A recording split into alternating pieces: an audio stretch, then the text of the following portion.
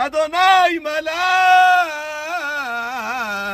אדוני ימלוך לעולם ועד.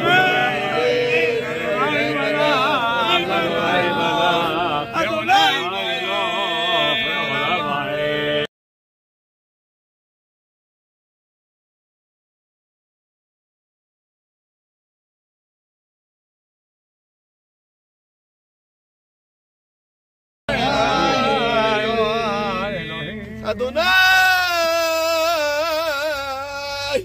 הוא האלוהים, אדוני הוא האלוהים. עושה את הסיום, ירון שהגיע מיוחד, וברשותכם נקרא את יהי רצון של אחרי הלימוד, ונקרא פסוקי דרחמים על עם ישראל. כולנו יודעים מה קורה בדיוק בשעות האלו בעזה.